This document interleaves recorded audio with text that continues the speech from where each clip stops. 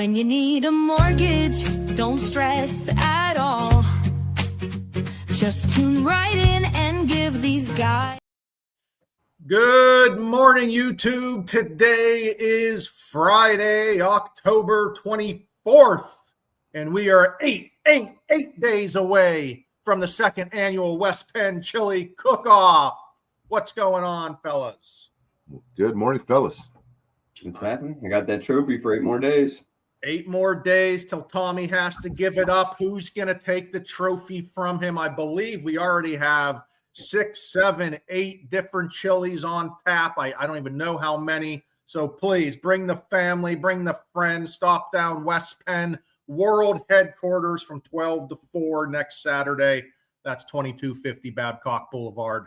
See y'all there. Pretty Next exciting. week's going to be great. It's convention Thursday. Friday, all 3 of us have off because we're going to be making chili all day. And then Saturday, we get to see all our friends at the chili cook-off. And apparently Friday is also Halloween. So if you got the kiddos, you're going to have that. Anthony's going to have no hair by the end of next week. We've already had Halloween costume debacles because the kids got to wear their costumes to school today. So we had to rush around. Today? Really? Yeah. Interesting. Day of the Dead, Ryan. Day of the Dead. Very excited. Yeah. Well, Trunk or treat was last night over at the West office as well. I'm pretty sure that West Penn Financial also brought home a first place last night in the trunk or treat. So just throwing it out there. I'm going to be honest. I've never been to a trunk or treat, so I don't know how you win or lose. That's embarrassing. But you win by getting the most votes by people that come through for your trunk. I don't know. I believe one year I donated the RV for the trunk or treat, and you didn't win having an RV. So, yeah, I definitely scrapped that idea from last year. I felt it a little underappreciated, so we went back to the normal trunk. Okay. We won, boys. It is a fun-filled week. Of course, we're here to talk a little financing and mortgages as well. The government shutdown continues. I tell you, boys, I thought this was going to be a 3-day shutdown, not a 3-week or 3-month or what the hell is going on here. But all in all, mortgage rates have been pretty damn stable through this shutdown. Yeah, it's been kind of crazy. It's honestly is crazy that it's over 3 weeks now and we're still sitting in the same spot. Kudos to the people that we vote in there. Great people. But anyway, the rates have been great, and we've got good news from last week and even more this week, right? I mean, a couple rate cuts in the future here before the year end. But I think all in all, mortgages at this time of the year are looking positive. Absolutely. But, Ant, the one question we keep getting is, hey, what's going to happen to rates when the government opens back up? And guys, I mean, I don't know, Ant, you tell me. This is kind of uncharted territory. We don't know how the markets are going to react because we're going to have a backlog of a bunch of data that's not coming out with the shutdown. Yeah, I mean, we're waiting on unemployment numbers, job numbers, CPI numbers. I mean, there's a lot of things that are going to affect the mortgage market and interest rates that are just on hold at the moment. So get in while you can because we don't know what those numbers are going to look like. I would say the only thing we know is the now, and I don't know if everyone's seen it out there. We're pretty much sitting at the lowest interest rates of the year. So lowest interest rates of the year, get in now, what you know what you're getting. Because when the government opens back up, there could be this backlog of data that makes rates tick back up a little bit. No one has any idea. We're just trying to let you know, be on the cautious side. You can't always expect positivity, especially when you're in uncharted territory. Yeah, just don't know. We'll find out, though. We will find out. Now, flipping to the main topic today's show, FHA loans getting accepted in fair housing. We have been harping on this, and I will start. None of us on screen are lawyers. This is only our opinion, but we are loan officers with a license, so we do feel like our opinion matters. But for 5 years now, 5 freaking years, we have been hearing that, oh, I can't accept an FHA loan, or I can't get an FHA loan accepted. I won't take. What is going on here? What in the hell is going on here? I understood when it was a very, very, very competitive market, you were accepting the best offers. And a lot of time you're looking at the amount of work or an appraisal. So there may have been a reason. But today, October 24th, 2025, when I hear agents talking about houses sitting and price reductions and this and that, and then the next thing I hear is I'm not going to accept an FHA loan. You're nuts. You're wrong. You're crazy. And we're here to tell you why. That was a good lead in, man. I can't. I don't understand why. FHA loans are great loans. They haven't accepted them. I think it's because they are lazy and don't want to get some of the repair items done or have one extra conversation with their seller. That's my opinion. Actually, Tom, I think they don't know why. They don't know why. Because I asked the question and some fictitious appraisal problem that they don't even know yet. They don't even understand that the appraisal for a conventional loan and the FHA loan is practically the same. Sorry, Anth, I cut you off. I'm all worked up this morning. I'm good, man. I'm good. I'm just watching the show. So, but no, it's true. I had one the other day. I mean, there was no other offers on the table. Buyer was the only one. And we switched them to a FHA or a conventional from an FHA. The client was paying $185 more a month to switch. Real estate agents. Why? I don't know.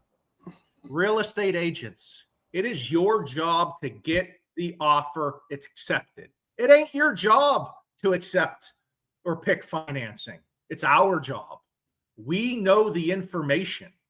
I understand that FHA appraisals are a little bit more difficult in certain situations. But if you're a real estate agent, you should be able to use what God gave you right here, eyes, and figure out if there's going to be FHA appraisal problems. They're pretty easy to spot.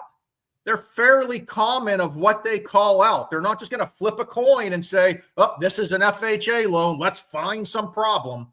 And there's plenty of FHA appraisals that come with no conditions. So stop worrying about the financing and start worrying about the best offer for your seller and what's best for your buyer's finances. In the FHA appraisal, it's not there to just nitpick and find something. You should want that for your buyer client that come into a perfect house.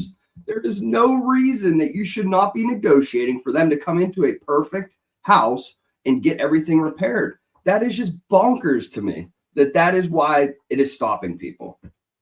And I don't know, health and safety issues.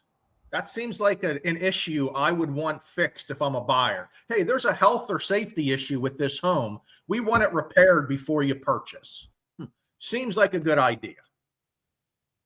Yeah, it comes back to a little bit of laziness and not wanting to go the extra mile for your client.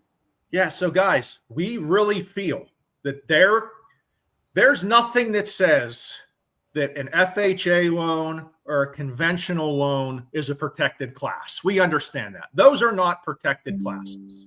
But if you are going to flat out put in writing or say, I'm not accepting an FHA loan, which we see all the time, that sounds like to me, and again, this is my opinion, that you are saying, I don't want a particular class of buyer purchasing this home, which, hey, I don't believe is true. But that's what, again, God gave me the ears and the eyes.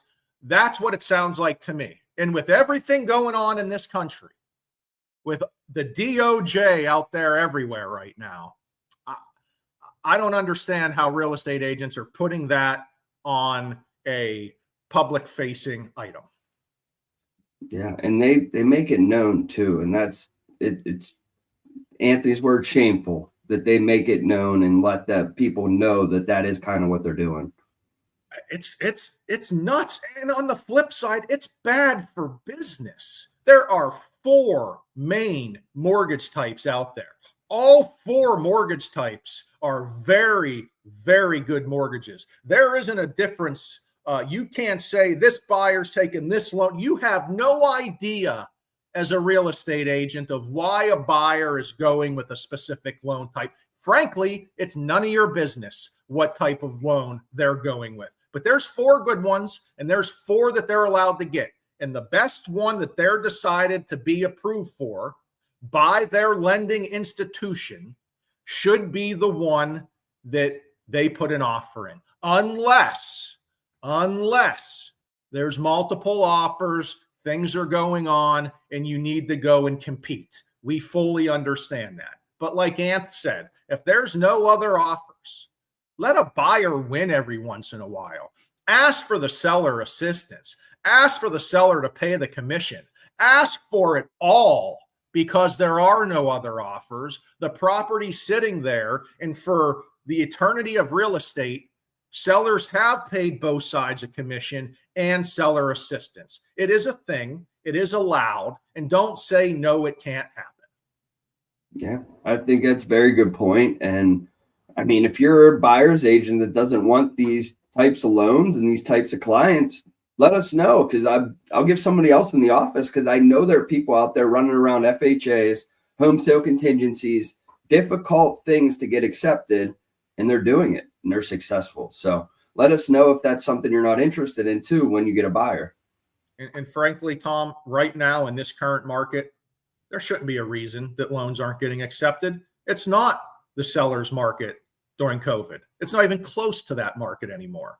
So let's adjust. Let's get buyers in good mortgage programs that are affordable to get them in the homes and keep the market going. Stop pretending like conventional loans is the only loan type out there.